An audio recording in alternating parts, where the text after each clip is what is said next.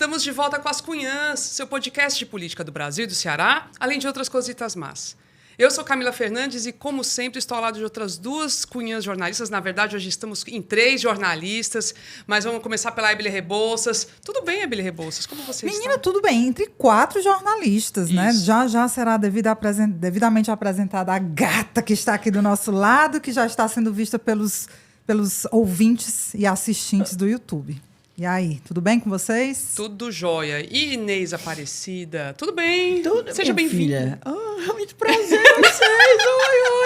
Oi. Menina, muito bom, né? Quando tem 4 mulheres, eu adoro quando tem 4 mulheres nessa bancada. Ave Maria, o pessoal também gosta, sabia? A gente chama, às vezes, umas que a gente chama umas cunhã honorária. Pronto, aí já que mais uma Essa aqui cunhã é honorária total, não é? Estamos aqui com a Grazi. Ave Maria, tá ótimo hoje. Pois é, o pessoal que está vendo pelo YouTube já sabe, mas a gente está aqui com a presença da maravilhosa Graziele Albuquerque, que é jornalista, cientista política, doutora, muito especialista em coberturas, assim, pensa na justiça, como a comunicação da justiça, Supremo Tribunal Federal. E assim, é mais do que o dia apropriado, porque estamos falando do julgamento desse século, né? Pós-mensalão, esse vai ser um julgamento daqueles que é o do Bolsonaro. Seja bem-vinda, Grazi. Muito obrigada, Camila, Ebele e Inês e todos, porque de fato sou uma cunhã honorária, setorista do Supremo, né? Setorista da Justiça. Setorista aqui agora em loco, porém... Isso. Pois é, estava faltando, sempre a gente traz a vozinha nessa voz maravilhosa de Grazi, estava faltando aqui o povo conhecer, assim, pessoalmente. E não foi devidamente apresentado, porque além de todos esses predicados, né, cientista política, doutora em ciência política, é a Xuxa do Supremo, meu amor. Olha, exatamente. Ela adora isso. Ela adora. Eu nem ia chamar para não, né? Ela adora. Eu tive já a honra de ser Paquita, né? Porque participei da apresentação do livro dela, da Lei aos Desejos, o agendamento estratégico do STF. E valeu, Grazi, por estar aqui. Vai ser maravilhoso esse debate. Vai ser bom, porque é isso. A gente hoje não tinha como deixar de falar desse julgamento no Supremo Tribunal Federal, que começou aí, que aceitou como réus Bolsonaro e trupe, né, companhia de generais ali. Totalmente inédito, né? Então, é uma coisa que nunca se viu antes. Um ex-presidente se tornou réu por golpe de Estado. É um negócio, assim, inacreditável, né? E a gente está vendo acontecer. Então, mas a gente tem as nuances aí que a gente vai falar hoje e vamos falar também de questões locais. Tem aí governo Evandro de Fortaleza com crises iniciais, mas também um balanço, a gente vai fazer um pouquinho. A questão lá em Guaramiranga, que, né, teve avanços aí em relação ao que a gente trouxe na semana passada. Enfim, vamos trazer um bocadinho de coisa, tá bom? Antes de começar, deixamos o recado do financiamento do podcast. As Cunhãs esse podcast que você gosta, que você assiste, que você ama, feito porque vocês ajudam, que vocês estão com a gente, vocês estão sempre nos apoiando. Então, quem não apoia ainda, apoie. É bem facinho, bem simples. Tem alguns jeitos. O primeiro deles é pelo site apoia.se/ascunhaspodcast. Você vai lá, cadastra seu cartão de crédito e apoia do jeito que você quiser. Pode ser também pelo Pix, para a chave ascunhaspodcast@gmail.com. Ou, se você preferir e nos escuta pelo Orelo, vai lá e contribui pelo Orelo, tá bom? Qualquer valor já ajuda muito. E espalha a palavra, manda YouTube, manda pra galera, pros amigos, pros inimigos. A gente sempre fala assim, não importa. Mesmo que seja hater, tá tudo certo. Escuta, né? Aí ele quer falar... com a educação. Porque a gente está falando aqui de doações, né, de ajudas. Eu queria aproveitar, vocês estão vendo aqui, quem está nos assistindo no YouTube, né, algumas gravuras que a gente ganhou do coletivo Serponte, que é um coletivo que está fazendo 5 anos, está completando 5 anos, muito sério, muito bacana. E eu mando um beijo para a galera do Serponte, em nome da Valéria, especificamente, que é uma colega querida.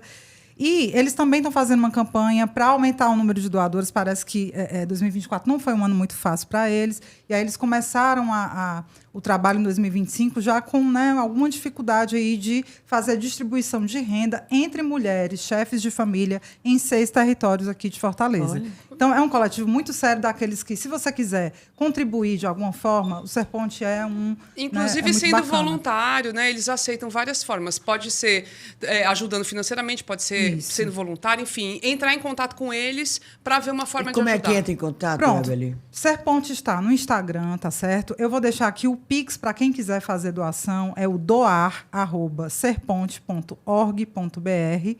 E, enfim, no Instagram vocês conseguem achar tudo, meu povo. É só botar lá Ser Ponte, que está tudo bonitinho. E é um trabalho específico com mulheres, né, da periferia, de 6 territórios. Muito bacana e eu aplaudo demais.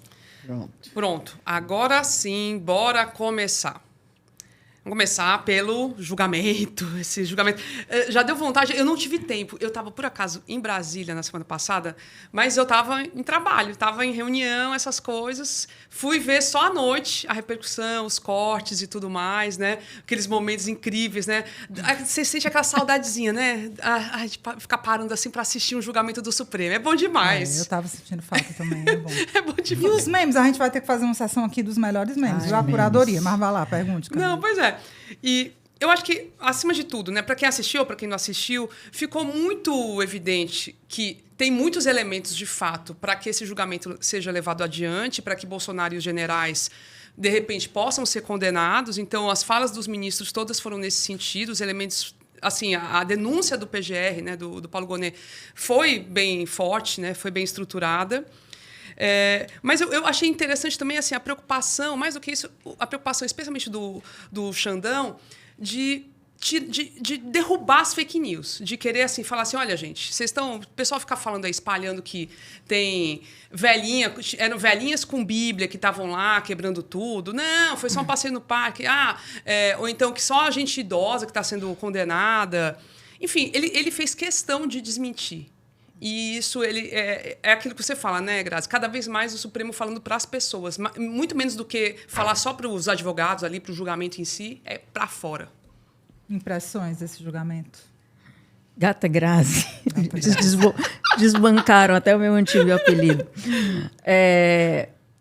Sim, o Supremo cada vez fala mais para fora, mas acho que a gente precisa pontuar algumas diferenças. A primeira é que, na verdade, o Supremo sempre falou para jornalista numa outra gradação. Eu cito, inclusive, em alguns textos e recomendo. Existem trabalhos que você pode procurar, quem tiver interesse pelo tema, dos ministros na época da Constituinte, já falando para jornalista e mandando recado em relação aos poderes, né, que foram desenhados para a corte ali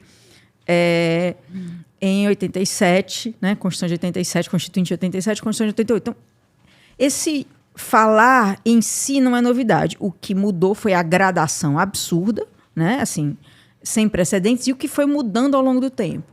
Os ministros aprenderam a falar. Eu tenho, acho que, um fato que é muito interessante para a gente lembrar, que ganhou o prêmio ESSO, eu acho, uma capa do jornal o Globo. Vou fazer um pouquinho de memória aqui, só para a gente ir esquentando. Capa do jornal o Globo, na época de discussão sobre o mensalão. Estava Carmen Lúcia, o Eros Grau, se eu não me engano, Lewandowski também, não sei, discutindo, aliás, era Carmen Lúcia e Lewandowski, eu acho, discutindo sobre o Eros Grau, todos eles no plenário, com seus laptops abertos, conversando pelo Messenger. Os cringes vão lembrar do que era o Messenger, o tio-avô do WhatsApp. E o fotógrafo do jornal O Globo saiu tirando essas fotos e montou, e foi capa do jornal a conversa deles. A partir daí, por exemplo, as filmagens no plenário, né, foram proibidas. E veja, tem mais de uma década, como a coisa mudou e sim, eles estão falando para fora. Nesse julgamento, eu acho que assim, tem muitos aprendizados em relação ao mensalão. Isso que esse caso que eu estou narrando é antes do julgamento do mensalão, é ali na época da denúncia. Agora, eles têm muita consciência de que eles estão falando não só para os advogados, mas eles estão falando para o público. Essa tônica de todo mundo ter votos mais simples, né? Frases de efeito. Você viu isso com a Carmen Lúcia, você viu isso com o Dinho. Menos o Fux. Mas Até o Fux foi dentro também, mas assim... É mais difícil. Você vê que, de maneira geral... A linguagem é diferente. É uma linguagem mais simples e com recursos tecnológicos que são inéditos, né? Aquele vídeo do Xandão mostrando os ataques ali na Praça dos Três Poderes, aquilo é um elemento muito novo do ponto de vista, inclusive, processual. Então, sem dúvida nenhuma. Agora, um destaque que eu faço é que não são só eles que estão falando para o público, né? Se vocês forem lembrar, porque esse julgamento agora... o recebimento da denúncia diz respeito ao Bolsonaro e 7, digamos que a cúpula. Há um ano, se vocês forem voltar no tempo, teve o famoso o início, né, para, digamos, aquele bloco grande de pessoas que estava na Praça dos Três Poderes, onde a gente tem o famoso caso do Pequeno Príncipe de Maquiavel, né, que é sensacional, do advogado. O advogado que não sabia o que era. Que claramente estava falando para a plateia. Então, o que eu... Falou para a plateia e falou errado. Falou errado, mencionou totalmente bizarramente. Mas ele estava ali para gerar um conteúdo que ia para a rede. Eu não estava me lembrando desse episódio. Não, o Pequeno Príncipe. É muito sensacional. O Príncipe de Maquiavel. É muito sensacional. Nunca leu nenhum dos dois. Então e o Xandão, né, responde nesse tom, né? Inclusive ao advogado naquela ocasião. Então, o que eu tô querendo... Inclusive, os advogados de agora melhoraram o nível significativamente em relação àquele caso. Embora também deixassem, do meu ponto de vista, tecnicamente eles também falaram muito para a plateia. Alguns mais técnicos, mas a maioria também muito... isso foi uma fantasia, isso não aconteceu. Aqueles que se detiveram, de fato, as questões técnicas, falando para os julgadores, foi um número menor. O que é que eu estou querendo dizer aqui, sinteticamente? Você tem um julgamento hoje, que não é um início, na verdade, um recebimento de uma denúncia que ela mescla questões técnicas, jurídicas, com questões completamente midiáticas, como se a gente estivesse falando, por exemplo, do Executivo e do Legislativo. Esse é um ponto muito fundamental. Grazi, deixa eu te perguntar uma coisa. Eu estava lendo sobre esse caso, né? Aí falamos agora em advogado, aí tem um advogado que é do ministro da Marinha, que era ministro da Marinha, né? Porque a gente chamou comandante da Marinha, né? Que é o Demóstenes Torres. Isso. Perfeitamente. Demóstenes Torres, quando falou, ele admitiu que o cliente dele realmente não participou, mas que tinha sido chamado. Você viu isso, né? Vi. E tu ele... acha que isso aí também não pode ser... o pessoal que está acusando pegar isso e mostrar, tá vendo? O Bolsonaro chamou o fulano da Marinha, que não quis ir. Mas o Demóstenes disse isso claramente. Mas se você reparar, que bom que você tocou no nome do Demóstenes, porque eu achei ele o mais técnico de todos. Olha claro, isso. que é uma opinião minha, mas o mais técnico que eu digo, e aí é exatamente uma questão teórica para a gente, teórica não, prática, de assessoria, porque hoje, vejo, o escritório de advocacia está junto com a assessoria de comunicação, gente. Essas estratégias, elas não são separadas. E eu acho que ele falou menos para a plateia e falou mais pensando no julgamento. Pensando no cliente dele. Exato. E aí, assim, vai ter uma hora que, assim, eu acho que não vai dar para ter uma estratégia de defesa coletiva. Inclusive, eu acho que ficou muito claro ali que não existe cada um por si. Era. Grazi, essa galera tá fadada à condenação, dá pra gente pensar com otimismo. Duas coisas que eu queria te perguntar. Primeiro, uma questão processual mesmo, que nem todo mundo entende. A partir do recebimento da denúncia, isso vai ser julgado na primeira turma? Isso vai para o plenário ou não? Como é que é essa questão processual? E a segunda tu acha, assim, pelo que tu acompanhou e da própria argumentação dos ministros, que eles estão fadados à condenação, pelo menos o Bolsonaro, que é o principal personagem? Olha, fadado é um termo muito pesado. O que é que eu acho? Acho que tem grandes chances, né? É uma coisa inédita, porque... Não se tem precedentes de julgamento sobre tentativa de golpe. Aí existe toda uma questão técnica. É golpe? Não é golpe? Foi tentativa? Porque a legislação é recente também, né? E é um crime assim, vamos condenar o golpe. Gente, é impossível, né? Assim, só pode haver condenação a tentativa. Porque se o golpe tivesse acontecido, não tínhamos julgamento. Todo mundo calado. Então, assim... Mas isso vai ser levantado tecnicamente, porque o papel dos advogados justamente uma das questões, essa firula jurídica, que é uma questão importante, e que eles precisam se deter, mas o meu ponto é inédito. E nesse inédito, eu acho que existem duas coisas que são importantes. Uma questão técnica, jurídica, mas também uma questão política. Não dá para a gente imaginar que o direito é puro, não está eivado de política. Isso não existe, né? Existe um limite, né? Coisas que não podem ser ultrapassadas, e aí sim, você tem contornos separados. Mas eu acho, inclusive, que o Supremo aprendeu muito do ponto de vista político com o mensalão e evitou erros agora. arrastado muita gente essa coisa do quando é que o Bolsonaro vai ser preso? Quando é que o Bolsonaro vai ser preso? Houve uma expectativa, né, uma expectativa significativa em relação a isso. Eu vi muitos memes no Carnaval, né? Carnaval, Fernanda Torres vai ganhar o Oscar e o Bolsonaro vai ser preso, vamos comemorar e tal. Bota o espumante para gelar, né? Bota coisa pra cerveja. Não é assim ligeiro não, né? Mas essa coisa da demora, além de uma questão processual, tem também uma questão política de você ter um candidato ali, ou não mais candidato, porque ele está inelegível, mas teve a história das joias, teve uma delação, várias coisas aconteceram que, do ponto de vista político, geram um desgaste. Você evita um Marte, né? Numa leitura que eu estou fazendo aqui, que é uma leitura política e não jurídica. Quanto mais rápido, melhor, porque assim, tá fresco na cabeça das pessoas que ele aprontou mesmo. Não, mas acho que não é isso. Não, eu estou falando o contrário. Eu acho que quando você sangra um candidato, ao longo do tempo, ele se desgasta. Certo. Se você tem uma coisa muito rápida, você gera um Marte. E eu acho que o Brasil viveu coisas com Lava Jato, então, com mensalão. Tem que dar tempo ao tempo. Esse tempo é importante. Eu acho que por duas coisas. Politicamente e por uma questão processual de evitar os erros da Lava Jato. Né? Que não são só dessa ordem, mas de você não atropelar as questões. Muita gente, inclusive, diz que o que está acontecendo agora, esse recebimento foi rápido, mas se você for lembrar que os ataques à democracia, ou que as questões que envolvem isso são inquéritos anteriores, né? São antigos, não é tão rápido assim. O meu ponto é, o aprendizado de mensalão e Lava Jato fizeram com que houvesse, do meu ponto de vista, um aprendizado institucional para que você não atropele as etapas, né? Faça uma coisa mais bem elaborada, e eu acho que isso contribui, inclusive, para você ter um candidato que vai perdendo força, porque ele vai sangrando ao longo do tempo. Respondendo a Hébel, existe uma questão regimental. A priori, esse julgamento é um julgamento na primeira turma, por uma questão regimental.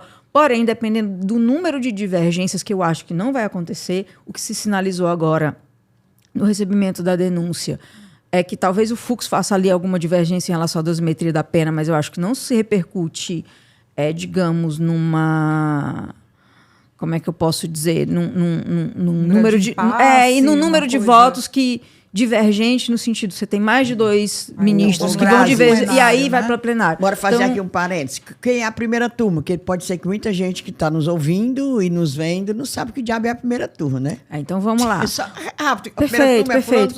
Pronto. O Supremo tem o plenário, que está todo mundo acostumado a ver e tal.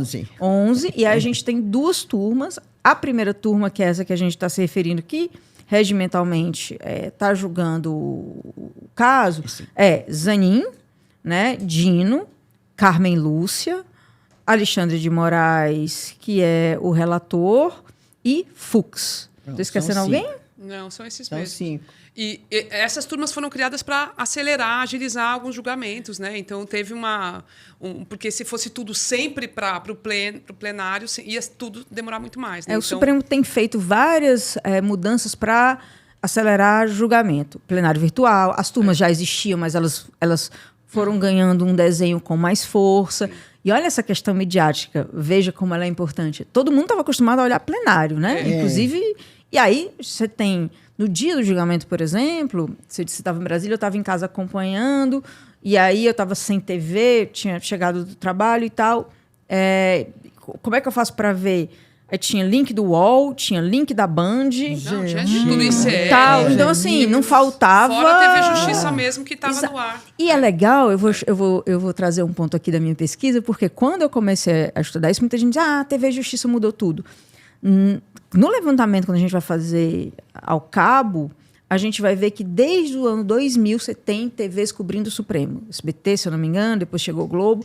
Então, eu acho que esse fenômeno que a gente vê estourar agora, ele ia acontecer. Num dado momento, a TV Justiça, de fato, fez as coisas tomarem uma outra dimensão. Mas agora, veja, mesmo sem TV Justiça, eu podia escolher onde assistir. E na TV aberta também, passava. Eu queria tirar uma dúvida em relação a isso que tu disse, que tem a ver também com o que a gente está falando dessa mediatização, né, do Supremo e tudo mais.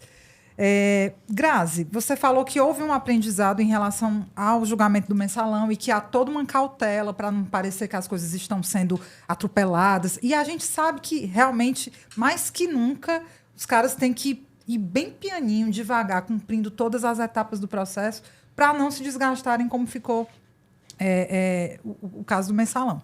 Agora, por exemplo, semana passada eu estava vendo uma matéria da Folha dizendo que esse caso do golpe está tramitando 14 vezes com mais velocidade do que o Mensalão.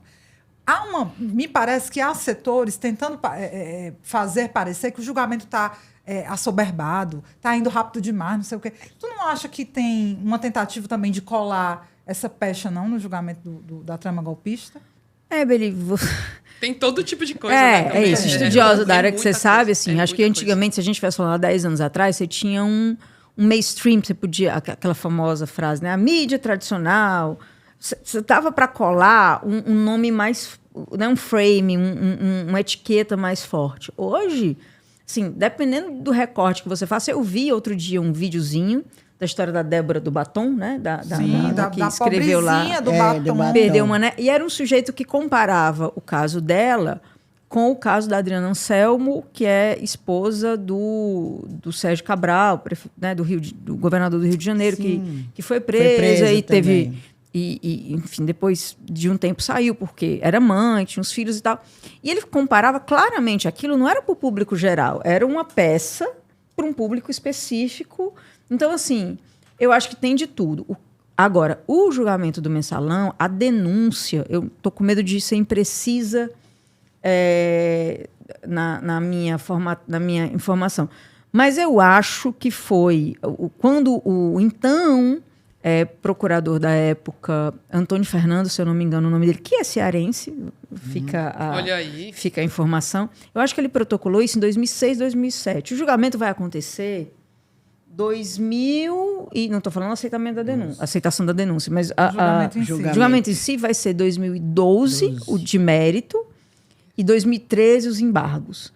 Olha a diferença, sei lá, 7 anos, 6 anos. Então, assim, muita gente pode até falar de uma certa pressa, mas o que eu vejo, a minha opinião em relação a isso, é mais cuidado do que pressa. Embora eu também não acho que esteja ninguém relaxado, porque o que a gente viu... Também. Tem que dar uma satisfação, né, pública. E o que a gente viu, assim... tem uma questão do dia 13 que, assim... mesmo quando você vai comparar com o Capitólio nos Estados Unidos, você tem aqui... O Capitólio, ele dia 13, não entendi. O dia 8 de janeiro, né? Com o que aconteceu no Capitólio nos Estados Unidos, as pessoas vão lembrar de um sujeito... né? Vários. É porque um é icônico, com aquela roupa de pele, vestido de azul e tal. Eu estava em casa, eu disse, gente, será que eu estou tendo um tipo de alucinação vendo isso? O que a gente vê aqui é uma coisa que pegou, inclusive, judiciário, que não aconteceu lá. Né? A Suprema Corte dos Estados Unidos não foi invadida. Aqui você tem Supremo, Executivo e Legislativo. E não acabou por aí. Recentemente mesmo, um sujeito se explodiu na frente do Supremo. Então, assim, existe um contínuo que aí o papel do jurista é não se contaminar, mas, ao mesmo tempo, ter uma noção de que existe uma certa questão, eu não quero usar a palavra urgente, mas uma questão de um tempo que se coloca no tempo que não dá para você ir levando na flauta. Então, assim, o que eu acho que a gente tem hoje é, sem dúvida nenhuma, aprendizado. Quer que eu te dê um exemplo disso? A história do Pequeno Príncipe de Maquiavel. É muito bom isso. O Supremo colocou aquilo em plenário e escutou alguns advogados logo no começo, meio que para dar um recado, e depois foi tudo para o plenário virtual. Sim, não teve mais um julgamento não continuou, exposto, porque senão ia virar uma coisa, um circo armado. Mesmo agora, o processo foi fatiado, tem núcleos diferentes, aí você tem Bolsonaro e outros 7, mas tem núcleos diferentes, está tendo, sim, um cuidado em relação à condução. E eu acho que a palavra cuidado ela é muito melhor do que pressa e um cuidado que mescla questões jurídicas com questões políticas. Agora, o que é mais engraçado é que, assim, eu estou aqui com a matéria na minha mão, é a matéria Trama golpista no STF tem ritmo 14 vezes mais rápido do que Mensalão. Essa comparação é tão esdrúxula porque eu devia comparar com a Lava Jato. A Lava Jato, que foi um julgamento em tempo recorde, eu me lembro tão bem, gente, quando a gente estava ainda discutindo sobre o julgamento do Lula, se ele ia poder ser candidato ou não, tinha toda calculava-se que não haveria tempo hábil para ele ser condenado, porque pelo ritmo da justiça, em tese, ele conseguiria sustentar a candidatura dele. Foi o que aconteceu? Um assodamento, um julgamento extremamente contaminado, rápido, mas não, a comparação aqui é com o mensalão. Mas que, como você bem disse, houve um intervalo, um espaço de tempo muito longo entre o recebimento entre as denúncias, né? E o julgamento. Mas protocolar, né? Eu, pelo menos, não me surpreendo com esses jornalões, a imprensa desse jeito fazer essa comparação. Mas, eu não me surpreendo. De jeito nenhum com isso. Eu acho que vale a pena até falar, porque assim... Vale a pena falar. Eu não me surpreendo, que esse é o papel deles, o papel que o Estado de São Paulo faz, o papel que a Folha de São Paulo faz. É esse. E os outros menores das capitais também fazem. É esse papel. Agora, eu acho que concordo com a Grazi essa história. Vamos fazer devagar, com parcimônia, para fazer bem feito, para amarrar. Porque esse povo desse lado aí, os extremistas da direita, os fascistas, eles podem fazer muita confusão. Vão para a rua. Tanto, menina, a gente fez aqui fiz uma fala uma vez aqui no episódio, dizendo que, então, se você... Eles que golpe, aí fica tudo fazendo gozação. Eu disse assim, então, quer dizer, eu pego um revólver, vou atirar aqui, até usei o pobrezinho do Adriano como exemplo, ia dar um tiro nele. Eu vou dar um tiro no Adriano. Aí o revólver bate o catolé, eu não tive a intenção de matar, tive.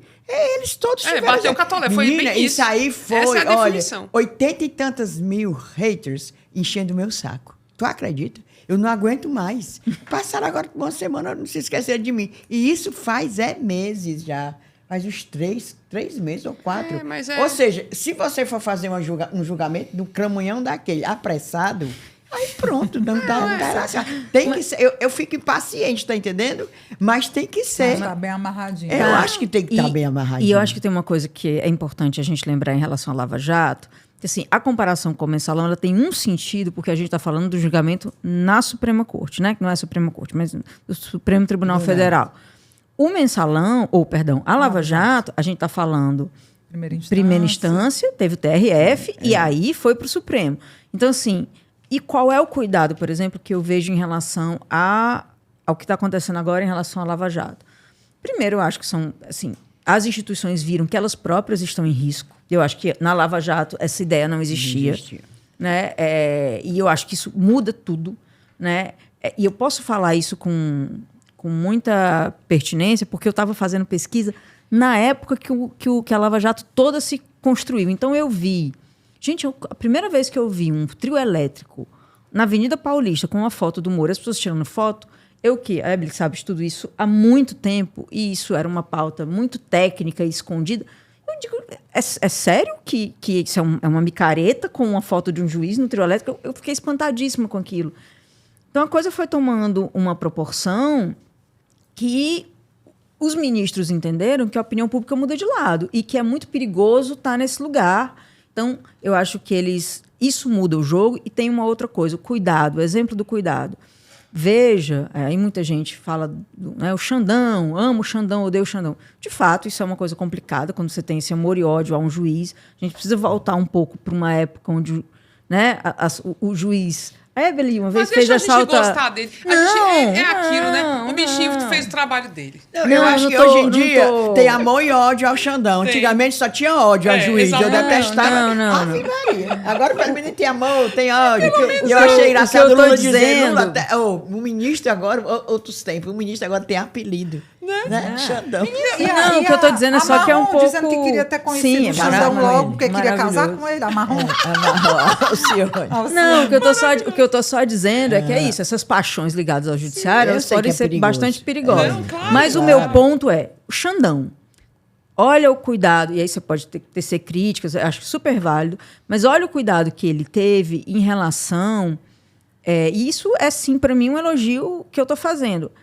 As decisões todas foram referendadas pelo plenário. Sim. Então, assim, tem um cuidado de não parecer, embora ele seja uma figura muito proeminente, tem um cuidado de não parecer personalista. Assim, o plenário referendou isso. E o que aconteceu não foi, embora a gente tenha uma figura que apareça mais, gente, o que aconteceu em relação à corte. Em relação à corte. Cara, eu acho e a experiência política do Alexandre de Moraes fez toda a diferença na condição desse processo. Verdade, verdade. E assim, eu acho muito bom que a gente esteja... Me revolta muito, sabe? E olha que eu, assim, vocês sabem, eu acho que das três aqui, eu sou a que mais evito ficar criticando a imprensa, porque eu acho que a direita já faz muito isso. Mas, assim, tem me incomodado muito uma espécie de legitimação, normalização do que aconteceu no dia 8 de janeiro. Sabe? Parece que há algumas tentativas de parecer... Passou, não, aquilo ali... Gente... A gente tem que rememorar aquelas cenas, a gente tem que rememorar o que aconteceu antes de plano de matar gente, de explosão de bomba, de autoexplosão. A gente tem que estar rememorando isso tudo, porque foi muito grave. Foi muito grave. A gente, por pouco, não está sob uma ditadura, meu povo. Por pouco. Pouquíssimo. Por pouco. E 2 defuntos, velando 2 defuntos. O Lula e o Xandão. Estão querendo pautar... 3, né? O Alckmin não estava também. Queria também o Alckmin, era o miserável do Alckmin. E está se cogitando pautar no Congresso Nacional anistia. Não, isso me revolta num ponto. E assim, a gente sabe, né? Quando as coisas vão sendo faladas e repetidas, entram na pauta, começam a ser normalizadas, legitimadas. Quando a gente menos espera, estão lá, votando anistia. Isso me causa... Me arrepia. Não, e assim, voltou o cercadinho do Bolsonaro. Falando ficou horas sem ninguém, de fato, fazer um questionamento mais forte. A gente acha engraçado lá, o trompetista até ficou perto, tocando a marcha fúnebre, foi engraçado e não sei o quê. Mas, assim, a imprensa não aprendeu. E fica dando espaço. E não é só no caso... Eita, olha o celular. Ai. Não é só o espaço dado a Era Bolsonaro, horas da não. aula, desculpa. Não é só o espaço dado a Bolsonaro. Estava ouvindo rádio agora há pouco, não vou nem falar a emissora, mas estava ouvindo... Hoje gravamos, na segunda-feira, dia 31 de março, dia do aniversário da ditadura militar, 61 anos. Aí estavam discutindo essas questões, né? Enfim, era um debate. Um sujeito ultra mega bolsonarista falando que não, tem que se discutir o regime militar. Tem gente que chama de ditadura, mas não foi um golpe, não foi uma ditadura. Era um vereador aqui do interior falando isso. Deram espaço para ele, mais de meia hora para ele falar essas asneiras, essas mentiras. É isso que eu não gosto. Por isso que eu não estou falando da imprensa, não. Se não existisse imprensa, era pior. Claro. Mas eu falo desse tipo de imprensa, tá entendendo? E a imprensa que na época da ditadura, como é que era, Inês? Se lascou todinho, não é? Na época do Bolsonaro, se lascou também. Como é que tá lá nos Estados Unidos? O Trump tá fazendo o quê com a imprensa? O que tá fazendo? Com a universidade também, né? Com universidades, com a imprensa. Eles odeiam a universidade dessa extrema-direita. Pois é, mas eu acho que nesse sentido, é quase... outro dia, uma amiga jornalista colocou uma foto... Estava cobrindo justamente o julgamento, colocou uma foto de uma garrafa de café com o nome do Supremo, assim. As instituições estão funcionando. É disso que a gente está falando, no sentido de que, para mim, a grande questão desse julgamento não é o Bolsonaro ou a mulher do batom, não sei o quê. É um país inteiro, porque isso virou um espetáculo, isso é um fato, né? Assim, as pessoas... volta de vale tudo, né? Eu recebi algumas mensagens, você está com pipoca, onde você está assistindo? As pessoas, né, marcavam para assistir isso. É uma novela, né? Esse menino, que é um ótimo sujeito que fez aquele... influencer, né? Que fez aquela história da vacina. E ele falando, né? A última temporada e tal. Mas o que a gente está discutindo é democracia. Isso é tão importante. Tão importante. E eu acho que botar essa discussão... Chão, né? E essa discussão, mas essa discussão saiu de uma bolha. Saiu. Tudo que aconteceu, acho que foi tão explosivo, foi um expurro tão grande, que eu acho que saiu de uma bolha, Camila. Eu vejo positivamente. Agora, é legal, eu gosto das frases do Dino, companheiro Flávio Dino. Ele disse, golpe de Estado mata, meu povo. E não mata no dia, né? Vai matando. No dia. Ele dizendo, vai matando. No dia no tal do dia 31 de março, no golpe, aquele golpe nojento, com aqueles meia dúzia de milico, aquele general Mourão, tinha até um general Mourão, na época, general Mourão, que veio lá de Minas, aí foi para Brasília e tal. Pois é, naquele dia também não teve uma morte, não. Não teve uma morte, não, no dia. Mas quantas milhares de pessoas morreram? Quantas pessoas ainda até hoje, 2025, estão desaparecidas? Rapaz, não é assim, não. Que nenhum militar tenha sido punido. Cadê o golpe? Bastava eles pensarem. E outros, eles continuam pensando. Como é que aquele, o Bananinha diz, o Bananinha Bolsonaro? sei mais nem o nome dele. O Bananinho diz assim... Eduardo. Vivo numa ditadura. Tu não vive numa ditadura, não, cara de... Cara de bonito. Não. Chibata azeda. Cara de chibata azeda. Tu não vive numa ditadura, senão tu não falava isso, nem tu tinha fugido pros Estados Unidos, macho. Com passaporte e tudo. Tu não fugiu, não, tu viajou. Desde o ano passado que tu tem casa lá. Tá entendendo? Eles ainda estão com isso na cabeça. É perigosíssimo. É perigoso. É perigoso. E com a grande tem que... É a vigilância da democracia. Agora, eu acho que essa bolha não foi furada totalmente, não. Sabe? Muita gente ainda está querendo, e nós temos ainda, a nossa população não está nem querendo saber negócio de sem anistia, sabe nem o que diabo é isso. Não, eu concordo com você que ela não foi furada totalmente, porque, inclusive, quando você tem uma crise, uma inflação, as pessoas querem alimento na mesa, essa é a prioridade. Mas, gente, o Oscar que o Brasil ganhou foi com um filme sobre isso. Foi. Esse assunto está pautado para além. Se a gente... Vamos voltar aqui um pouquinho no tempo. Quando a gente começou a falar de bolsonarismo e tudo isso foi se desenhando, inclusive os ataques à justiça, isso estava numa bolha de WhatsApp.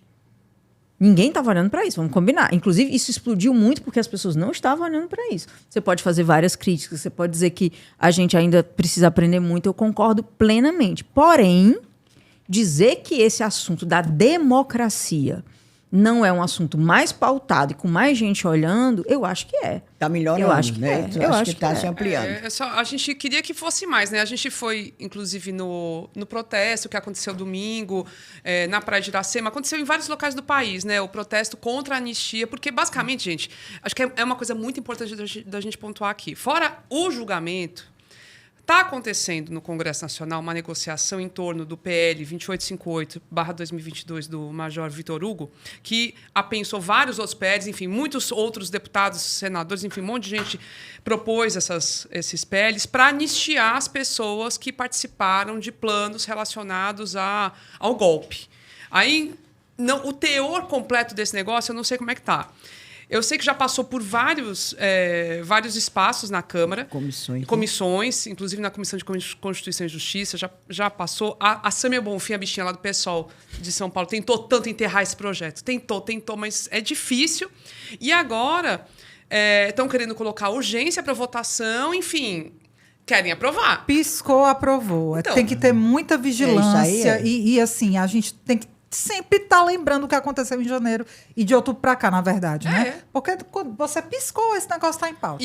Exatamente. E é para anistiar desde outubro de 22. Outubro de 22 não tinha tido ainda nenhuma invasão a Supremo, não. Não, foi só aquelas atitudes, os acampamentos. Não, aquela história no dia da eleição. Sim, exatamente. A Polícia Rodoviária Federal empatava o trânsito, principalmente aqui no Nordeste. Isso. De onde? Você lembra, não? Então é para anistiar quem? É para não votar no Lula? É para anistiar o Bolsonaro e a turma dele. Agora aí, Camila, o que eu acho... Tem duas coisas. A primeira, quando você está falando da democracia, eu concordo, mas a grande questão, e eu acho que inclusive isso é um erro da esquerda, eu vejo algumas pessoas, por exemplo, não entendendo o impacto que 88 teve, que a Constituição teve, para todas as classes sociais. Não tinha SUS antes de 88, gente. Isso. Simples assim. SUS, que eu posso reclamar, porque... Um sistema único de saúde que todo mundo pode se utilizar. Então, era o INAMPS, tinha que ter a carteirinha do INAMPS. Então, assim, mudou para muita gente, de diversas classes. Né? A gente precisa traduzir o que é democracia na vida real. E eu acho que isso, inclusive, a esquerda peca quando faz umas discussões que não conseguem mostrar para as pessoas o impacto da democracia de 88 na vida real de todas as classes. É uma coisa. Para não ficar uma discussão elitista abstrata, da democracia. Elitista, não, a democracia, né? E a Constituição de 88 mudou a vida real de todo mundo. Eu vou dar o exemplo do SUS, mas a gente pode falar de vários outros.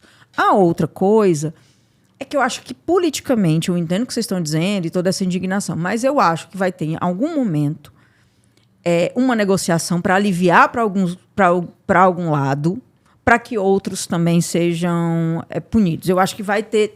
Tem sempre o que a gente chama de bode na sala. Inclusive, a Débora do Batom é um bom exemplo disso. Porque o julgamento dela... amenizar. Porque aí você dá uma... Eu acho que rola uma coisa de dar uma satisfação, né? Diminuir um pouco. Inclusive, há juristas que dizem que, de fato, a pena é uma pena exacerbada, Mas embora... é por causa da legislação. Embora, assim, então, o Cacai, maravilhoso, ele disse que escreveu um artigo que é não esqueça o batom, porque você pode sair de casa, depredar um prédio, fazer várias coisas, mas no final, se você escrever ali algo com batom, as pessoas só vão lembrar do batom. Você vai, né, não, então não esqueça, se você for sair de casa para cometer algum crime, você lembre de levar o seu batom na bolsa. Ele está ironizando, mas assim, o que eu estou dizendo aqui do ponto de vista de análise, eu acho que vai ser flexibilizado, sim, e vai ter um acordo para o que é que a gente abre mão para garantir outras coisas. Eu não tenho dúvida de que isso vai acontecer. O problema não é, eu acho que seja esse assim maior. O problema é, se a gente pensar em 26, tem uma chance da extrema-direita fazer muitos senadores, é o Senado quem vota impeachment de ministro do Supremo, né? E aí, sim, a gente pode ter uma coisa de anistia, impeachment. Zerar tudo, Aí, eu acho que aí a coisa... Mas agora, no plano atual, médio, digamos, eu acho que a questão é essa. Vai rolar uma... Vamos aliviar aqui para alguns e para outros, para que alguma outra coisa, porque também é emblemático para o Brasil que a gente consiga que algumas pessoas sejam penalizadas. E eu volto a dizer...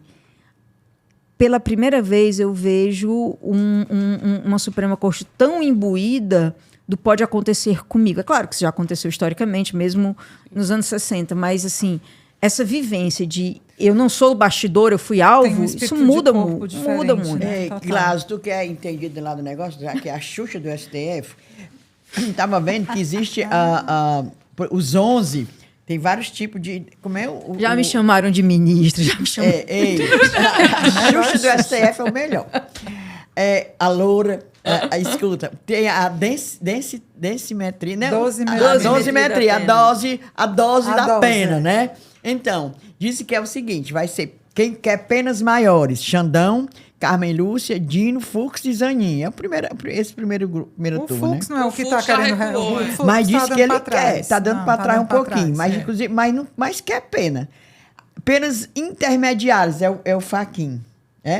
E penas menores, logicamente, o André Mendonça, e o Cássio Conká. O Cássio Conká, do Piauí, que aquele ali, mulher, não sei como é que aquele homem passou em concurso, não. O homem burro. Ave Maria. O André Mendonça, o extremamente evangélico, né? Que é um pior do que Sérgio Moro, que o povo até hoje comprou. Conge, até hoje a gente fala Conge por causa dele. Ele passa, aquele ali foi, o pai dele, parece que já era a autoridade lá para a banda do Paraná, aquele ali foi botado. Eu encolho se não foi. Ele não passou em concurso, não. Ele não sabe fazer um ditado aquele homem. Você lembra que ele fazia ditado? Naquela cartilha, upa, cavalinho. Manda ele fazer um ditado. Ele não sabe, não. Tenho certeza. Ai, meu Deus, pecando. Mas, olha, penas menores. Padre André Cícero. Mendonça, Cássio e Roberto e o companheiro Barroso. Barroso também quer pena menor.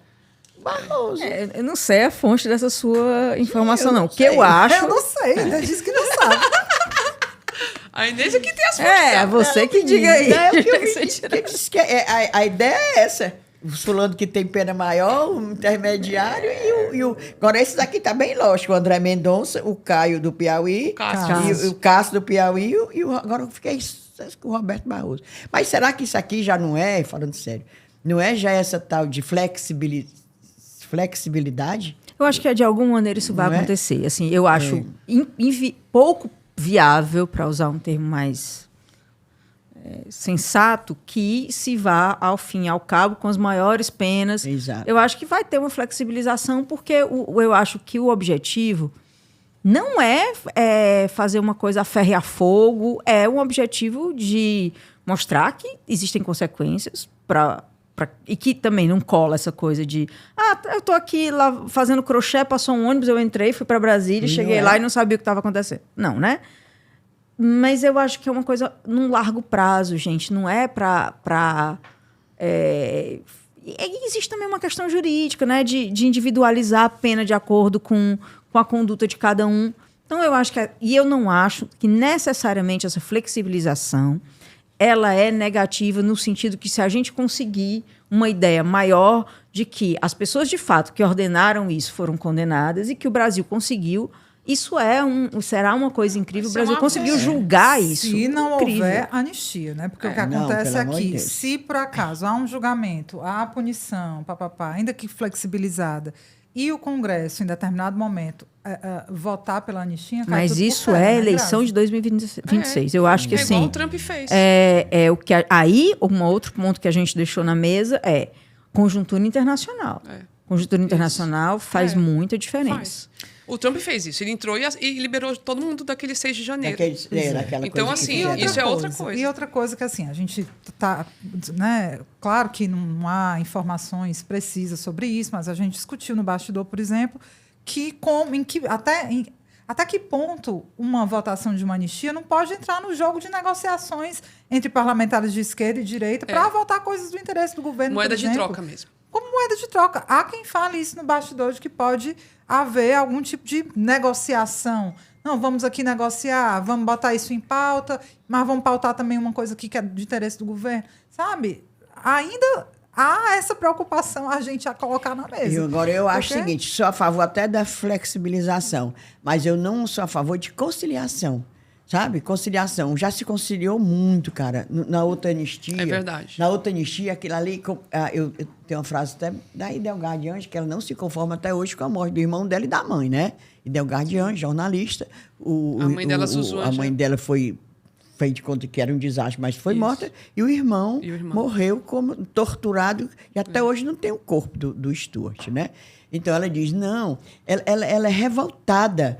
Ela, com a história da anistia, anistiaram os Dráculas de Kep. Até hoje, e foi mesmo. Anistiaram aqueles torturadores nojentos, aqueles caras que aprendiam a torturar, a lhe matar, com o pessoal da CIA, dos Estados Unidos. Tinha prazer em matar. Torturava mulher. Eu não sou... Conciliação, não. Flexibilização, até que se vai. Eu não concordo, não, né? Mas aceito. Se precisar, né? É bem valente. Vamos para as pautas locais agora? Bora, porque assim, muita coisa para falar. Porque, Mas gente, esse assunto até que... E esse Grazi, assunto você vai pode ficar- dar pitaco aqui nas pautas locais também, que minha filha. o babado é quente, a boca tá quente. o babado é quente, porque assim, a gente decidiu falar um pouquinho deixa eu olhar aqui. do Evandro, porque eis que surgiu a primeira crise, assim, mais fortezinha, agora, no final de semana. Na semana passada, na verdade, começaram a sair vídeos, né? O ex-prefeito Sarto soltou primeiro, aí depois começou a ganhar corpo, sobre a merenda escolar do município de Fortaleza, que está pior, que está com menos quantidade, não sei o quê. A prefeitura veio à tona, soltou nota, era uma nutricionista falando era. e dizendo que está tudo certo e não sei o quê. Só que aí continua essa história. Enfim, estava vindo bem tranquilo, né? Assim, esse começo do governo Evandro estava bem tranquilo, as coisas acontecendo mesmo com as críticas do Sarto e do Roberto Cláudio, não tinha colado ainda nada mais pesado. Essa colou. Hébel Rebouças tem apurações. Diga aí, Hebe, sobre a merenda. Menina, eu acho assim que a gente podia até fazer um pequeno balanço desse primeiro trimestre, Sim. né? Eis que finda o Janeiro, primeiro fevereiro, trimestre março, Verdade. de gestão Evandro Leitão. Verdade. Que é a clássica lua de mel, né? Inclusive, é entre população e gestor, entre gestor e imprensa. Tem ali um momento em que você dá uma trégua para quem está chegando. E ele vinha curtindo essa lua de mel. Acho que o Evandro vinha numa... E tem pontos positivos que a gente conseguiu, né, já contrastar com a gestão anterior do Sarto. Comentamos aqui a presença do Evandro nas ruas, né, um cara mais presente, circulou muito nesse primeiro trimestre. Foi até para o exterior, né, já teve viagem internacional. Eu considero que pode ser um ponto positivo essa reconfiguração das secretarias regionais a ver o resultado, porque antes, Grazi, a gente tem comentado aqui, as regionais, que foram criadas para ser mini-prefeituras, né, para dar autonomia ali para os secretários, para resolver problema prático de dia a dia, elas perderam a autonomia na gestão passada e ficaram muito amarradas dependendo das secretarias de fato, das pastas, né? Secretaria de Educação, da Saúde, não sei de quê, não sei de quê. E há uma tentativa, uma promessa de, mais uma vez, descentralizar. Bora, seus secretários, vão trabalhar, vocês têm autonomia para isso. Acho que é um ponto positivo, mas, como eu disse, a ver o resultado. Tem uma promessa aí, né, de limpeza. Gente, agora, essa questão do lixo em Fortaleza. O lixo é um problema sem Eu coisa acho crônica, que né, menina? só Coisa vai estranha. resolver claro, você tem que ter, tem um papel do poder público, né, na cobrança mesmo das empresas que fazem coleta e tudo. Agora, tem que ter uma fiscalização e punição para quem baldeia. Porque a gente vê que a baldeação também, o problema da cidade muitas vezes é suja porque as pessoas não respeitam as regras. Então, tem uma promessa tem que ter a campanha sobre as limpeza. regras, tem que ter assim, a Fizeram presença. uma campanhazinha dizendo que está no mutirão. Não, tinha que mostrar os problemas. O povo não joga, não joga um sofá na rua, não. E entra ali naquele buraco, vai encharcar. Tem que ter e coleta seletiva, né, gente? É inacreditável que não exista isso. Não, e aí, mas a prefeitura fez uma propagandinha, agora, do Prefis atual, do Prefis Evandro, dizendo que tem. Tem, mas é pouco. É claro, são alguns projetos isolados e vamos e convenhamos. Ecoponto não resolve tudo, minha gente. Pelo amor de Deus. Sabe? Coleta seletiva, de fato, é coleta na porta de casa. Sabe? É o que deveria acontecer. E com educação, para que as pessoas se sensibilizem a separar seu lixo. Rapaz, o perigo de jogar lixo na rua. Mas aí o babado mesmo, né? Passar dessa parte aí dos pontos positivos, o babado mesmo que pegou foi no último fim de semana. Talvez seja realmente a primeira crise mais que caiu no colo do Evandro, porque muita coisa, né, de problemas que a gente vê na cidade, e o lixo é uma delas, é um pouco de herança. Né? Um pouco de herança. Agora, essa questão da merenda, para contextualizar, nos últimos dias, o sarto que é a armaria. A gente até comentou, né? Passou um tempinho sumido, mas agora desembestou. Agora, se eu fosse ele, tinha vergonha. Porque essa porcaria que está aí foi ele que deixou. Fortaleza falida, nunca fez nada. E quando a gente pensa que ele teve 11% dos votos, ele fala como se fosse assim o bam. Fortaleza é louca pelo Sarto. Não, Fortaleza te detesta, Sarto. Fortaleza te detesta, Sarto. Mas o que acontece? Ele publicou uma denúncia, né? Vídeos nas redes sociais dele, né? Com base em denúncias, inclusive de um filiado do PT que está detonando aí nas redes sociais. E a denúncia é de que houve redução de 130 gramas para 90 gramas de proteína na alimentação das escolas da prefeitura. Eles estão alegando que houve corte de investimento, né, de gasto com alimentação e uma redução na quantidade e na qualidade. E aí, de pronto, houve uma reação, a prefeitura desmentiu, disse que não houve nenhum tipo de corte de rubrica para merenda escolar. As nutricionistas da prefeitura, né, botaram a cara delas, foram a público também, divulgaram vídeos dizendo que a quantidade de porções não diminuiu, não houve nenhum tipo de redução e ficou esse jogo de empurra. Eu tentei dar uma conversada com quem tem filho na escola municipal, né? Obviamente, não é uma pesquisa com margem, com lastro, mas conversei, né, pedi ali depoimentos de mães que têm filhos estudando em escolas públicas e, assim, há algumas informações meio imprecisas, mas uma delas, uma escola lá no Vicente Pinzon, houve uma reclamação de que todo dia a merenda é bolacha com suco, que há pouca variação no cardápio. E diz que isso tem sido sentido de uns tempinhos para cá, pouco tempo para cá, já nessa gestão. E, no outro caso de uma outra escola, há uma reclamação de uma mãe que falou na redução também da variedade e de quantidade. Tipo assim, se eram 6 biscoitos, passou para 3. Isso, um relato de uma mãe, uma pessoa que, até onde eu sei, não tem ligações políticas, que fez essa reclamação.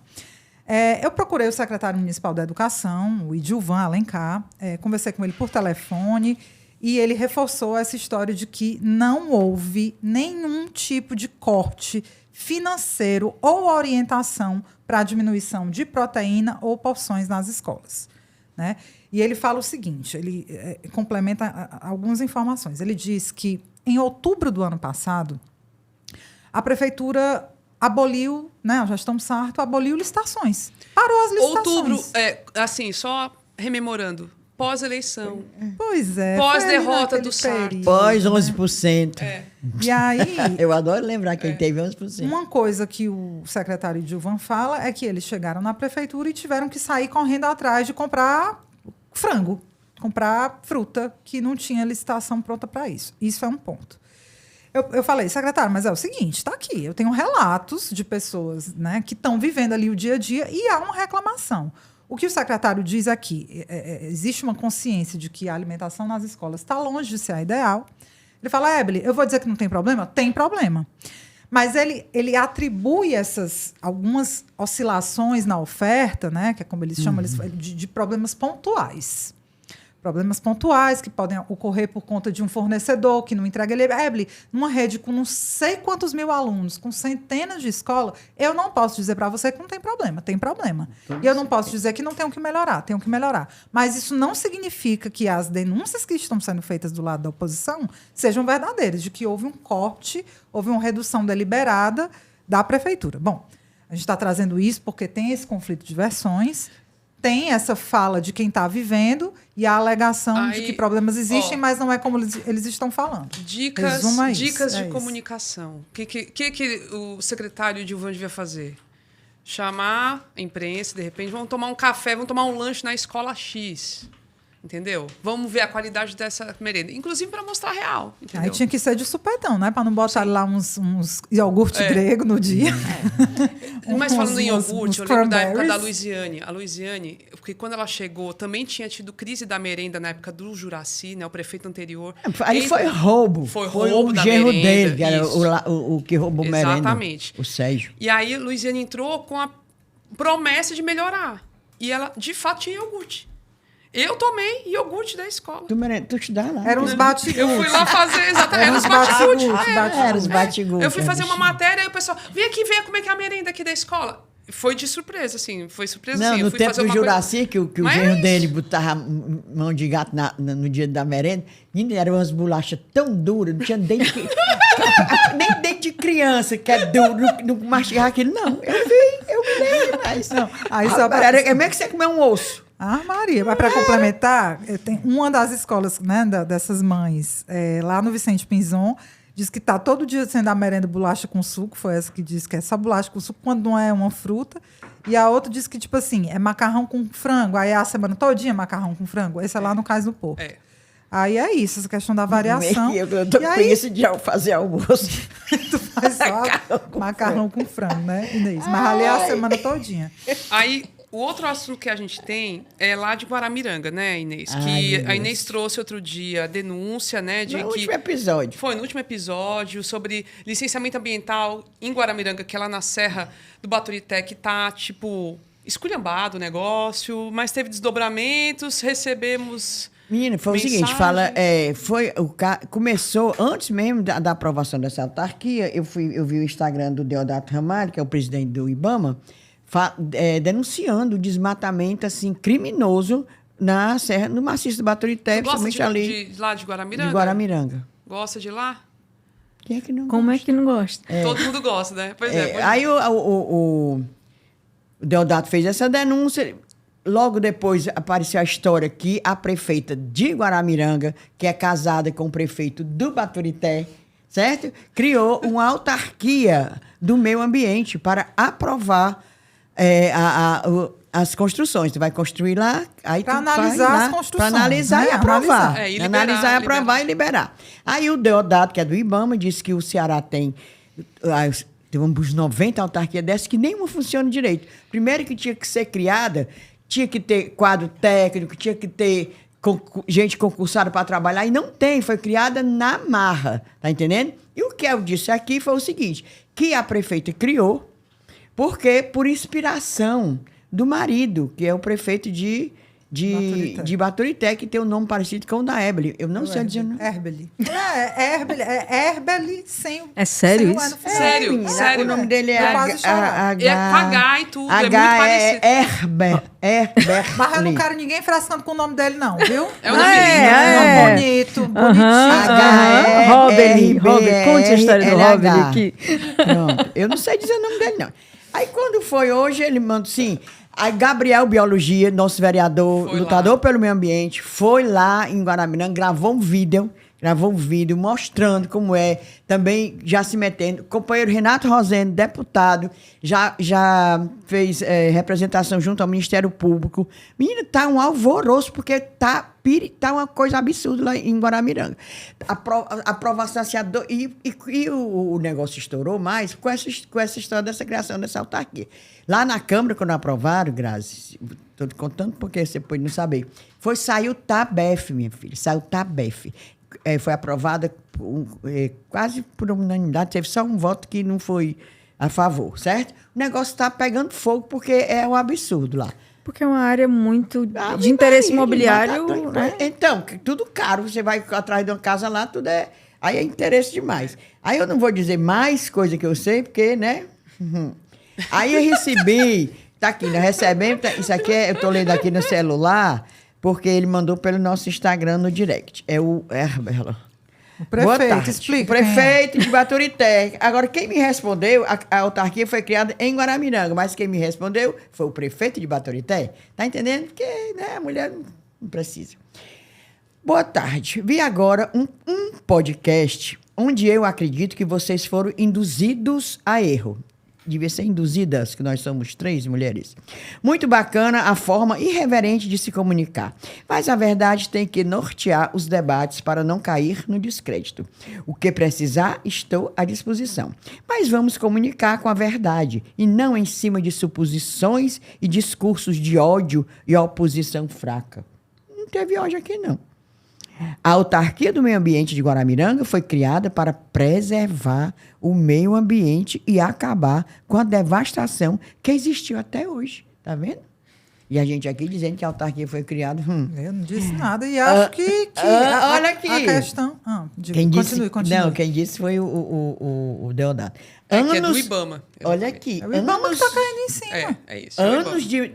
Essa frase é ótima, que isso aqui é uma gozação com o companheiro Gabriel Biologia. Anos de desmatamento e ninguém foi lá fazer videozinhos. Por que será?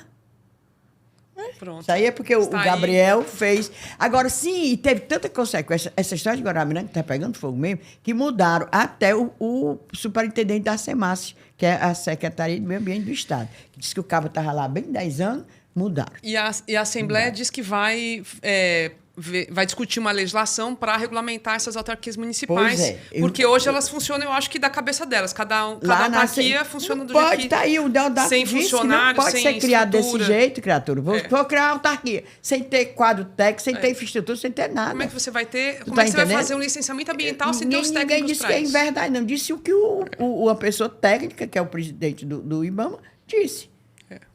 Isso aí. Para aí, o que o prefeito disse, ele está à disposição, quando a gente quiser perguntar. Agora, é engraçado, quem devia estar à disposição era a prefeita de Guaramiranga, né? Eu acho que é a pessoa mais indicada. Mas foi ele que inspirou. Vamos agora ao momento do desabafo. Quem é mesmo o Ebele de lá? É o prefeito? Não? É, prefeito de Guaramiranga. É o prefeito de Baturité. Baturité. A prefeita de Guaramiranga é Inara Mota. E ele é Herbert Mota. Eu quase chorar. Pronto, quase chorar mesmo. Quase chorar. E o bom é que o povo, às vezes, o povo troca, me chama de Herbeli. Devem chamar ele de Ebele. De vez em quando, prefeito Ebele. O povo tudo troca. Eu ainda acho Robeli o melhor de tudo. Robeli, Mobile. Mobile, já me chamaram de Mobile, mulher. Agora, minha filha, cadê aquela sua amiga que nunca mais veio aqui? Mobile, é? Tá certo. A correspondência que eu recebi depois eu te mostro. Belé. Eu não sei como é que eu amo, é uma coleção. É tão fácil, Muito bonito que minha mãe botou em mim. Pois agora vamos para o momento do desabafo, o momento do recadinho. Tem 2. Eu passei o meu eu dou minha procuração, ela vai fazer 2. Pois é, o momento discunhã, que não vai poder ser muito demorado. Bora lá. Não, minha filha, agora quase eu nunca tenho, hoje você vai respeitar meu caminhão de discunhã. Eu tenho 3. Vixe, gente, para ficar no meio ambiente, nosso último episódio a gente falou sobre o concurso da CEPLAG e vários curumins e cunhazetes dizendo: falem do caso da SEMAS. SEMAS, além da falta de convocação de concursados da CEPLAG, tem muito ouvinte reclamando que o concurso da SEMAS também está em situação complicada. O edital é de 2022, provas fevereiro de 2023. Homologação foi em outubro de 24, ano passado, e até agora ninguém foi chamado. Olha. Foram 17 vagas só, são 120 aprovados, e o pessoal falando: rapaz, fale aí da SEMAS também, que um monte de gente aprovada, pressionando e nada. Só para dizer, procurei a SEMAS, galera, vi a assessoria de imprensa, e o que eles disseram é que todas as etapas legais, né, foram realizadas e que está na mão da Casa Civil, que pode ser que em abril haja novidades. Olha aí, Chagas Aberto, Chagas Vieira. Chagas Abertas Vieira, olha aí, a galera da Semas também procurando ser chamado, né? É justo. E aí é isto, tem mais outra diz Cunhã aqui, ainda sobre prefeitura, que eu ia falar ali, no âmbito das crises do Evandro, mas a mulher está uma celeuma danada com as demissões de terceirizados. Porque seu Evandro chegou na prefeitura e disse, vamos ter que cortar terceirizados. Boa lembrança. 30%. E aí, algumas empresas, né, que são contratadas pela prefeitura para contratar pessoal terceirizado, não repassou FGTS e multa de 40% dos demitidos. Então, demitiu, mas não demitiu. Demitiu, mas não pagou o que deve. Então, o pessoal está sem receber, não consegue entrar com seguro-desemprego porque o contrato não se encerrou, de fato, com a empresa e estão ali no limbo. Então, assim, pressionar para que esse negócio seja resolvido. Fica um empurrando para o outro, né? Prefeitura empurrando para as empresas, que é a empresa que tem que pagar, e a empresa jogando para o outro lado. Então, e fica lá, os pobres dos trabalhadores sem emprego e tudo prejudicado. Sem então, receber o que merece. Esse modelo de terceirização não tem como dar certo. Não tem um canto que preste. Do pequeno ao grande município, da instância pequena à grande. E eu acho que tinha que ter aí sim também uma regulamentação, uma mudança, assim, porque as empresas. Eu até assim, imagino, mas é uma bagunça. Aí elas, por exemplo, têm funcionários em várias instituições. Aí começa a ter, por exemplo, elas não recebem de por exemplo, não vai receber, sei lá, da prefeitura X. Aí ela vai criando uma bola de neve e também não consegue pagar os funcionários. É uma coisa louca. Deixa eu dizer só uma coisa aqui, eu nem te disse, mas eu vou só acrescentar. Também a gente recebe muito reclamação, já falei aqui, de empresas terceirizadas, companheira Grazi, que é assim, que entram que são tem ação na justiça, sabe, por falcatruz, por isso, aquilo. Aí muda o nome, muda o CNPJ e ganha licitação no Estado. Existe isso no Estado, no governo federal, porque lá na UFC tem terceirizado. Tem. Aí quando eu vejo o nome, vale a mesma que está na prefeitura. Tu tá entendendo o negócio? Tem uma coisa muito esquisita atrás. Muito esquisita atrás. Gente, mas peraí, não me castiguem não, mas eu tenho mais um descunhão. E isso eu não posso deixar de dar, porque é de um querido, Leonardo Bezerra, médico ginecologista do Coletivo Rebento. Adoro o Leonardo. Escuta a história. Crateus vai receber a segunda edição do projeto Missão Mulher Saudável, e deve atender cerca de 200 mulheres. Vai ser no dia 12 e 13 de abril, lá em Crateús. E esse projeto... Crateús. Esse projeto promove a saúde feminina, né? Oferece atendimento ginecológico especializado. Vai ter colocação de DIU, vai ter oficina e palestra sobre saúde ginecológica. Um projeto muito massa, liderado pelo Dr. Leonardo Bezerra, que é da UFC, né? Professor da UFC, e do Coletivo Rebento. E assim, para as mulheres lá de Crateús, nossos ouvintes que, né, puderem multiplicar e levar essa palavra, para participar, tem que se cadastrar na Secretaria de Saúde do município através das unidades básicas de saúde. Então, posto e tal, vão no posto, diz que quer se cadastrar nesse projeto Missão Mulher Saudável. E o Leonardo é doido para vir aqui. Bora inventar uma pauta para ele vir aqui, que é o nosso querido, legal, né? Legal. Gente boa demais. Legal. Ele vem e faz um exame na gente. Faz seus exames. Mulher, pelo amor de Deus. Olha o vexame. Ai, meu Deus. Ele deve Tu tem descunhão, não? Já não, passou eu não já disse que eu não tinha hoje, que tinha 3. Pronto, eu tenho um que é um bastidor lá de Brasília. Bastidor assim, né? É uma leitura que está sendo feita lá, que eu vou partilhar com vocês, que é assim. A aprovação do orçamento, né, lá no Congresso Nacional, há poucos dias, foi muito até celebrado e tudo mais. Ainda precisa ter, né, a sanção do Lula para entrar em vigor. A lei orçamentária demorou que só, coisa demorada. Mas teve um elemento que eu não tinha percebido, que a educação, o Ministério da Educação, o Ministério do Camilo Santana, perdeu quase 5 bilhões de reais. Olha, 5 bilhões, do orçamento cara. discricionário. O que significa isso? É aquela parte do orçamento que ele pode escolher onde botar o dinheiro. Tá? Que ele faz as políticas públicas, que ele decidiu, vou fazer o pé de meia, pá, tem esse dinheiro aqui. 5 bilhões, não é pouco dinheiro não, 5 bi. E aí foi o remanejamento do pessoal no Congresso mesmo, na hora de negociar, pegaram esse dinheiro e passaram para outras coisas para fortalecer as emendas, né? E a visão é que, assim, o grande ponto foi cutucar um pouquinho mais o Camilo mesmo. Acharam que o Camilo estava aparecendo demais. Tendo muito destaque, tendo muita política, tendo muito dinheiro. E isso preocupou muito as universidades, por exemplo, que estão todas quengadas aí de dinheiro. Começaram assim, opa, como é que vai ser esse negócio esse ano? Então, assim, tem uma preocupação bem elevada em relação a essa parte do orçamento para esse ano de 2025 na educação, especialmente por conta desse corte. Então, é só para a gente ficar de olho, ficaremos de olho, Sabe tá? porque o Camilo é quem entrega. A gente já disse, quem entrega coisa naquele ministério velho do Lula, o ministério fraco, chá de bila. É ele. A maioria não e aparece. ninguém... A gente nem falou da manifestação de ontem. Do domingo, né? Do domingo, que eu achei fraquíssimo, chá de bila. Tá aí um discunhão, chá de bila. Achei pouca mobilização, achei pouca divulgação.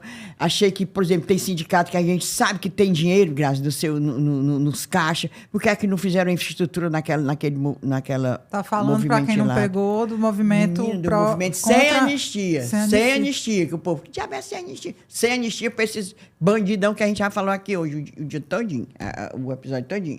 Sim, aí era na Praia de Iracema, papapá, em frente a Iracema Guardiã. E, menino, o pessoal que estava falando, os oradores, da calçada mesmo, no calçadão, em pé, não tinha um palanque, não tinha dizer que eu botou um tamborete. E mal dava para ouvir. Era, a bandinha que estava tocando lá foi paga com o bolso de um colega nosso, ativista mesmo, sabe? Ele pagou do bolso dele. Pagou o bar.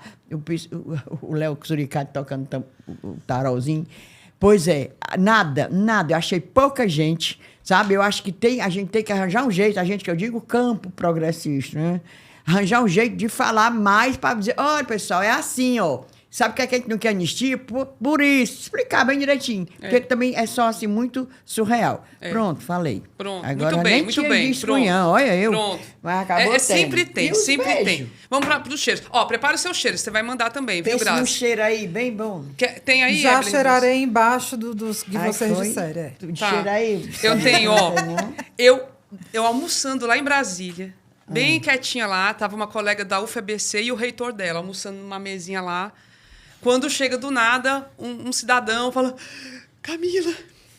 Ainda bem que tu não deu um susto dessa vez. Geralmente quando ela relata... grita. Ele falou baixo, ele chegou falando baixo. Ainda bem. Camila, olha... Ele é educado. Com licença, eu sou muito fã, É o Francisco, que Ele mora é lá de em Brasília. Ele é do Maranhão, mas olha, mora lá em Brasília. Brasília. Diz que o irmão dele, o Luiz, apresentou o podcast para ele, né? As Cunhãs. Espalhou a palavra. E ele também trabalha com educação. E ele tem um podcast que eu pedi para ele me marcar no Instagram e me mandar. Ele não me mandou. Então, eu não sei o nome do podcast dele. Quando ele me marcar, eu vou divulgar, tá certo? Pois um cheiro pro Francisco e pro Luiz, que é viu? Irmão do Luiz. Isso, irmão do Luiz. E para a Célia, para a Fábia, que aí encontraram a gente no protesto, né? E então um cheiro para as duas. Deixa eu ver, tem mais um aqui, ó. Aí tem pro Arthur do Juazeiro, para Ana Angélica e que é do bairro de Fátima. Então, tá aí, pronto. Meus cheiros todinho, cheiros. Eu tenho cheiro. Também encontrei lá no Movimento Sem Anistia, mas só sei o primeiro nome, mas eu decorei, rapaz, lá, sem anotar nem nada. Jari. Aí o nome desse, um nome né? diferente. Jari, ele é professor. Jari, um beijo pra tu, cerveja gelada. Aí tem Max Maciel Araújo, também cerveja, caipirinha, o que você quiser, meu filho. Agora estão querendo é Xandão, minha filha, eu mando. Não é Xandão, Xandão. Ana Xavier, ela disse que quer todo episódio, ela quer cheiro. Ana Maria Xavier. É da turma dos não precisa tu mandar nada não pra mim não, cerveja de cá, só quero cheiro. Pronto, mulher, É a tá aí. turma dos carentes, Ana Maria Xavier E o Bruno Rocha, que reclama de ser chamado de carente, mas é carente, vai fazer o quê? Aí, cheiro, beijo, tudo no mundo pra Elielton Oliveira e pra Sabrina Almeida e pra Beth Bonaparte. Vendo? Tá aí. Pois se tá aí que quiser, eu queria eu ter mando. esse sobrenome, Ebele Bonaparte. Olha aí, Queria, viu? olha. Rebouças Bonaparte. Olha aí. E tu, Gata Grazi, tem cheiros? Gata Grazi, inclusive, vou fazer meu cheiro para uma amiga que a gente estava comentando sobre ela e o Dudu, esposo dela, Milena e Dudu, que estão tentando me botar na linha para academia, assim, 6 da manhã. Hoje eu fugi, mas eu vou 9 da noite. Estamos assim fazendo Tu é da noite, tu é da academia noturna. Eu sou notívaga. E eles estão tentando me botar pela manhã, não tô conseguindo. Tu não dá, não. É ruim Se tu demais. é da noite, tu vai à noite. Então, Milena, Dudu, aí pelo empenho, Isabel. O demônio aqui, não é não, mulher? A gente passa mal, a gente vê tudo embaçado, é ruim demais. Grande Cid Cleison, o Fera, meu personal. E pro Cavalcante Júnior, porque eu tive aqui pela primeira vez... num podcast do Cavalcante, que foi meu professor há milênios. Psicólogo. Isso, um querido. Adoro e ele, mandar querido também mesmo. pro Cavalcante. Então, essa turma. Milena, Dudu, Isabel e Cavalcante Júnior. Pois, Grazi, muitíssimo obrigada por você ter vindo aqui. Aliás, eu quero acrescentar para o Madeira, um amigo meu, juiz. Juiz. Nossa, eu quero o Raimundo Madeira, nosso amigo Não. E a gente estava trocando umas ideias sobre essa questão processual. É um cara que eu recorro muito e queria também mandar esse beijo para ele. Ele só quer cheiro ou quer Xandão também? Ou quer cachaça? Vou perguntar qual será o presente dele. Tinha era coisa que eu queria perguntar, mas não deu tempo. O segundo testamento.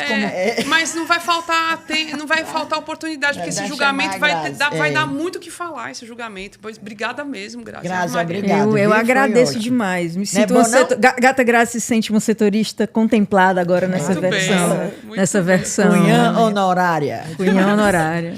Pronto. Pô, gente, chegamos ao final de mais um episódio. Agradecemos demais a sua companhia com a gente até aqui. Obrigada, obrigada, obrigada. Reforçando, quer apoiar as Cunhãs? Apoia. Estamos aí, assim, ficamos muito, muito, muito felizes com o seu apoio pelo site apoia.se/ascunhaspodcast, pelo Pix para a chave ascunhaspodcast@gmail.com ou pelo Orelo. Quer comprar uns presentinhos? Boné, caneca? Entre em contato com a gente no Instagram, que a gente conversa, tá certo? Tem vários modelinhos aí à disposição, tá bom? É isso. Vamos lembrar aqui, produção, Inês Aparecida, eu, Camila Fernandes e Ebele Rebouças. Gravação e edição é feita pela Pro Produções maravilhosa, que a gente chama de paixão. O apoio nas redes sociais é a empresa .indie. Trilha sonora é Barro da Gagá, da banda Breculê. E é isso, até a próxima semana, meu povo. Tchau! Beijos!